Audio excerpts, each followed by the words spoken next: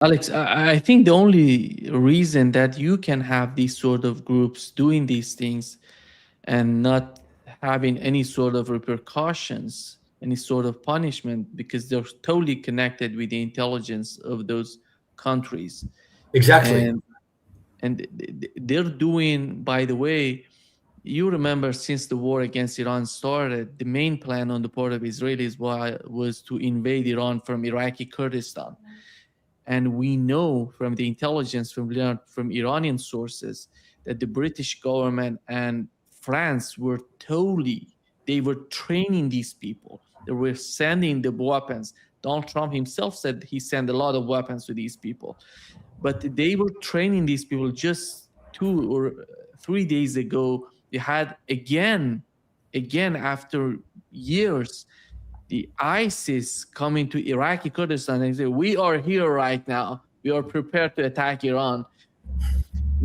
These are, I think, the main agenda is the same. How they're manipulating these intelligence is a network of intelligence. They're all connected. They know what they want.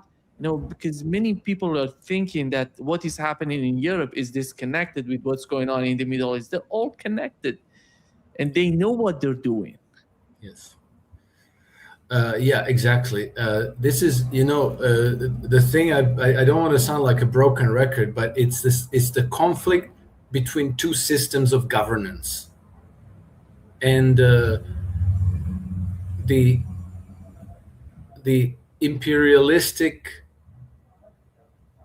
neo-colonial system is stemming primarily from the British establishment, from the City of London, and then the axis is City of London, Wall Street, Paris. And Paris is, France is extremely important and has been for centuries, because you had, even running into World War One, you had the French Rothschild network and you had the British Rothschild network.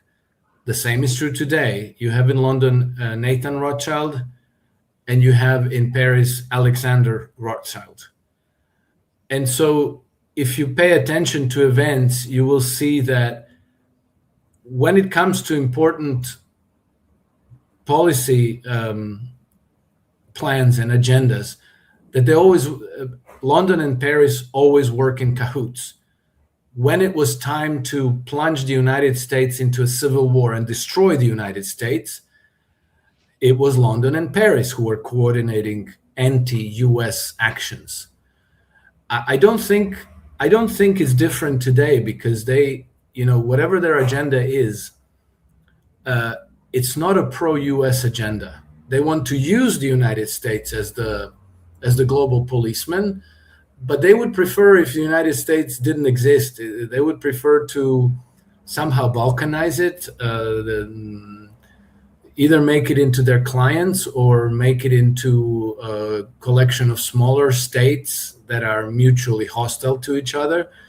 This obsession never changed. They want to destroy Russia, they want to destroy China, they want to destroy Iran, they also want to destroy the United States.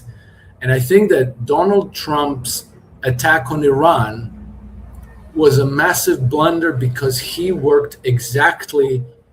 played into their hands.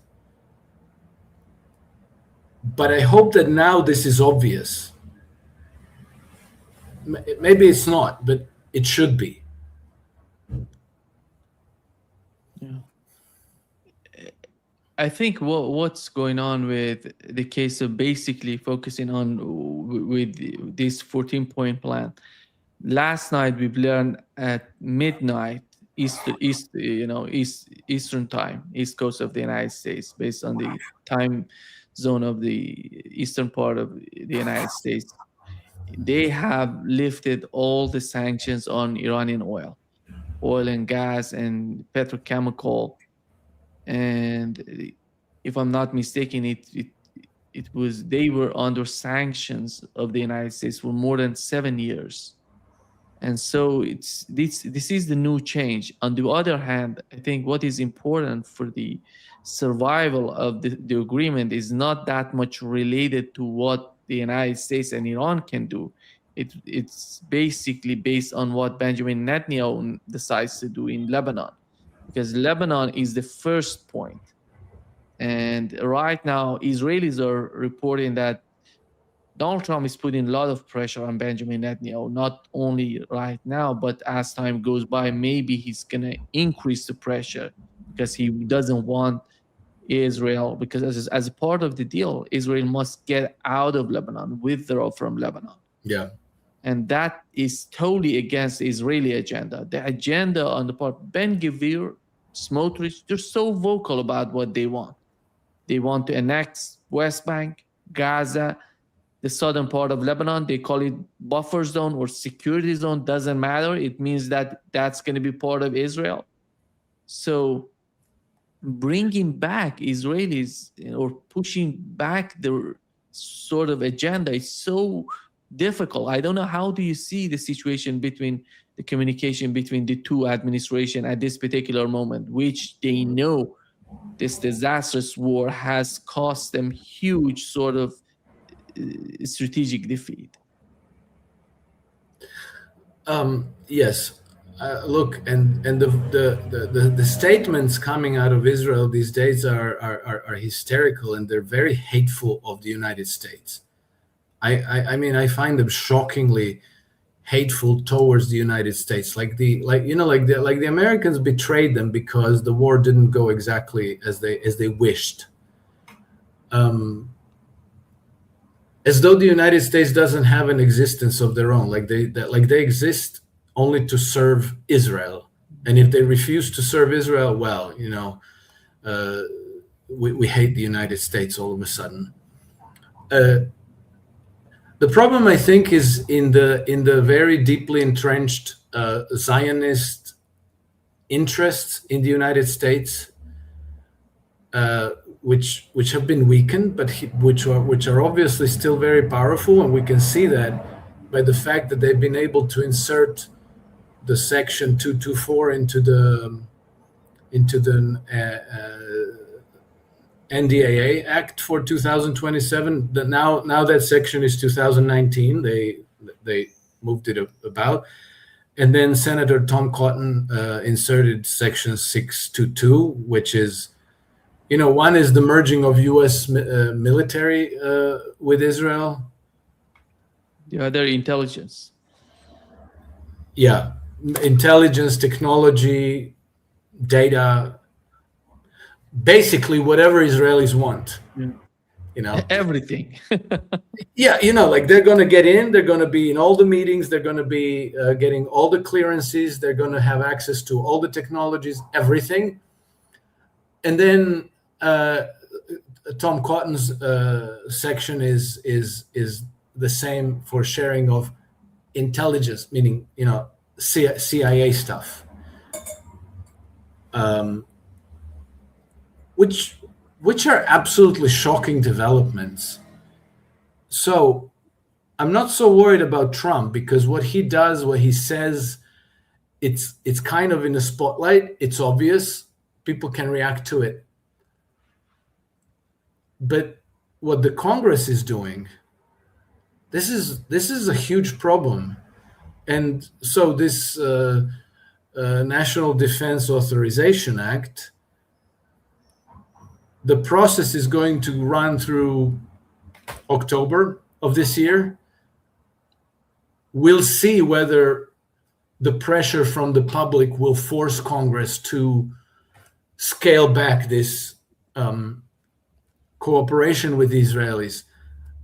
But at the moment, it doesn't look like anything. It looks like the people in Congress don't care what the American people think, what the American people want. It's all Israel, Israel, Israel, because they're all owned and controlled by the Zionist billionaires, donors, Christian Zionists, Christian evangelicals, and I don't know what's going to come from all of this, but I think that these interests are going to be capable of still exerting major influence on the American foreign policy. So even if Trump sobers up sees the light and says, well, that was a really stupid idea, and I need to listen to the Russians and the Chinese and the Iranians. We don't know what's going to happen. We just simply, I still don't understand how Trump was maneuvered into attacking Iran. So whatever pushed him in that direction is still there, and is still scheming against peace. It's still there because it's his administration. People of his administration. It was Obama's administration. It was Biden administration. It was George. None of them has decided to go to war against Iran. But Donald Trump. I know. But you remember, it was right after 9/11. Right after 9/11, the objective was 7 countries in 5 years, and Iran was the 7th. Yeah. So those Zionist forces have been pushing for war against Iran for decades. When it wasn't United States directly, they were supporting Saddam Hussein, right? And they were obliging their allies in the region to finance this, to help it. Germany was sending weapons. Britain was sending weapons. It's been like a whole, like David Icke said, a hidden network. That hidden network is still there. It operates in the dark. It's not just David Icke. There was John F. Kennedy that warned us of a monolithic and ruthless conspiracy. That's the same conspiracy. What are they capable? I'm pretty sure that they're weakened today compared to how it was before. And they're becoming increasingly exposed, which is the problem, because their power depended on them being able to conceal their action. But they're still there. They're still powerful. They still have a lot of money. They still own most of American politicians who vote on laws and appropriations and funding of this and that. And they probably still control structures like the NED, the National Endowment for Democracy. But basically, Nima, that's the conflict. That's the fight. It's 2 systems of governance. One of them is this monolithic, ruthless conspiracy. The other one is the rest of the world, including American people, including British people, Swedish people, Norwegian people, Chinese people, Russian people, Iranian people, everybody.